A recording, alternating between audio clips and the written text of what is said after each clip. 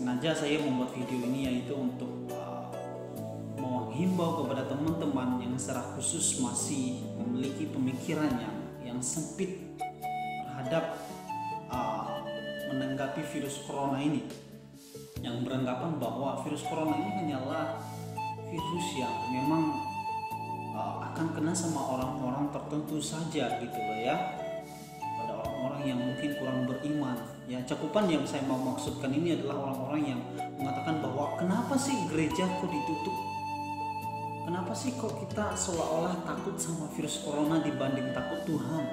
Nah teman-teman, saya mau katakan satu hal. Sebenarnya sebagai orang beriman ya, kita itu bukan takut sama virus corona. Betul, kita lebih takut sama Tuhan. Lalu kenapa ada himbauan dari pemerintah dan kita sebagai orang beriman kita tidak di gereja lagi, tidak bergereja? Nah teman-teman harus ingat bahwa untuk tidak ke gereja bukan dalam arti kita tidak beribadah dan bukan tidak beriman, bukan seperti itu saudara. Saudara, saya mau kasih tahu teman-teman ya, khususnya teman-teman milenial ya, yang masih berpikiran bahwa virus corona ini ya gak ada apa-apanya lah dibanding iman kita harus lebih takut akan Tuhan gitu ya. Saya mau kasih tahu satu hal, bahwa sebagai warga negara Indonesia yang baik, maka kita wajib menuruti ataupun membantu pemerintah di dalam memutuskan rantai penyebaran virus corona ini. Dengan cara apa? Satu, yaitu tadi, jangan beribadah di gereja. Karena kenapa? Di dalam gereja ada potensi besar untuk penyebaran virus corona ini. Potensi besar itu sudah nyata saudara, teman-teman. Di beberapa negara, salah satu contohnya Korsel ya, di mana penyumbang dari suspeknya virus corona itu terbesarnya melalui gereja yang tidak mau mendengarkan himbauan untuk tidak berkumpul di dalam keramaian. Jadi intinya adalah pemerintah menghimbau sedemikian supaya tidak ada keramaian orang.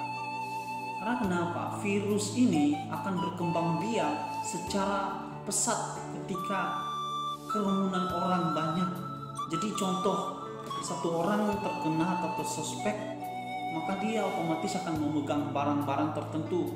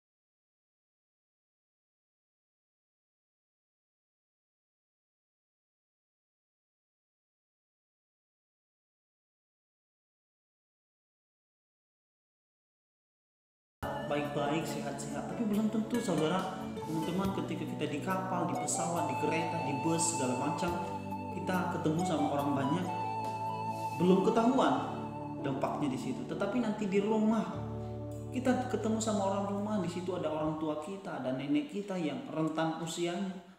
Karena virus corona ini sifatnya rentan kepada, dia suka orang-orang yang berpenyakit kompilasi seperti penyakit gula, dan terlebih kepada orang tua yang secara imun tubuhnya sudah menurun. Jadi itulah sebabnya pemerintah juga melarang kita, menghimbau kita untuk tidak mudik sementara dulu. Ya sekali lagi, kita nggak beribadah itu bukan karena nggak takut Tuhan atau kita lebih takut virus corona, tidak. Betul, kita harus takut Tuhan. Tetapi kita realisasikan takut akan Tuhan itu dengan apa? Kita tunjukkan bahwa kita ini adalah warga negara yang baik. Dengan cara apa?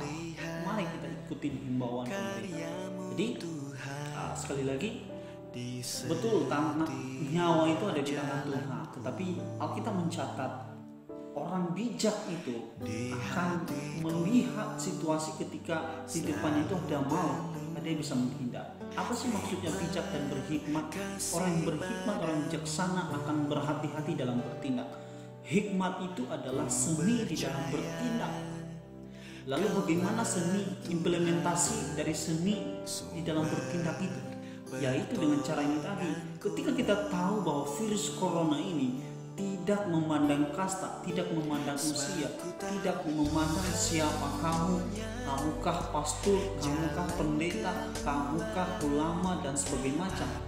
Dia tidak memandang hal itu. Ini adalah virus yang memang tidak memiliki pola pikir seperti manusia, tidak memiliki tanggung jawab moral terhadap siapa dia akan singgah. Tidak, dia akan singgah kepada siapapun yang memang dia bisa singgah. Jadi sekali lagi saudara-saudara, mari kita dengarkan himbauan pemerintah dengan cara apa? Jauhi kerumunan orang, jangan mudik dulu sebagai kita orang-orang tua, dan tetap olahraga rutin ya, setiap pagi minimal 15 menit untuk berjemur. Terserah mau pilih jam berapa, saya nggak tahu jamnya, tapi saya biasanya jam 8 dan jam 10, kadang-kadang 15 menit saja, lalu lari gitu ya, yang penting keringat keluar dan sebagainya macam, untuk menjaga tetap stamina imun tubuh itu tetap terjaga. Karena kenapa?